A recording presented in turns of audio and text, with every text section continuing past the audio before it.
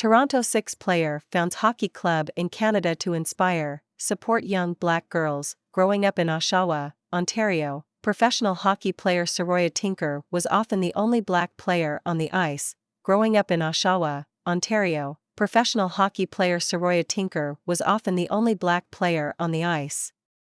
I was always a little bit of an outsider in hockey in regards to the comments I would receive and experiencing racism in the game, said the 24-year-old defender for the Toronto 6 of the Premier Hockey Federation.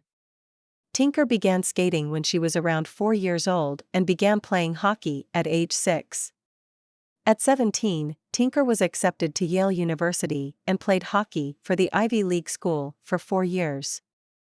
I really wanted to play professionally because I know that there's not much representation out there for little Black girls that want to play hockey, she said. During her senior year at Yale, Tinker said she was struggling. I wanted to find another community, she said. Her mother discovered a group called the Black Girl Hockey Club. Founded by Renee Hess, the California-based nonprofit aims to inspire and sustain passion for the game within the Black community. Tinker began volunteering on the club's scholarship committee and eventually raised $32,000 to start Black Girl Hockey Club Canada. The Canadian chapter launched in November 2022.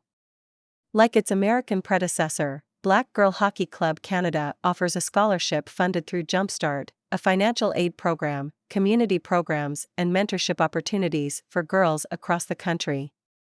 Tinker says there are also plans to make equipment available upon request, and the group is finalizing a deal with the National Hockey League to be the donor.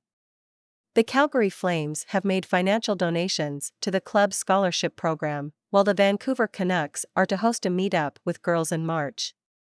The club will also be launching a mental health and wellness program.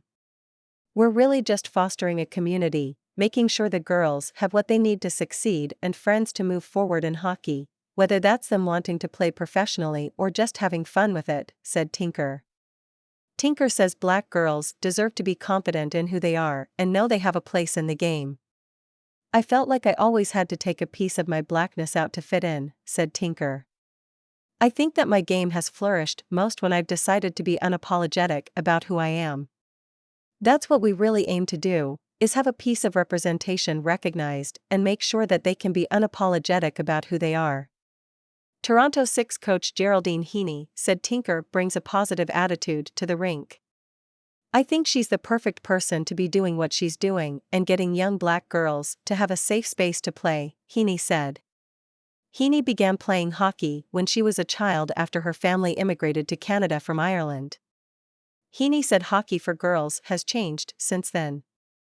I felt like I wasn't allowed and didn't really have a place to play.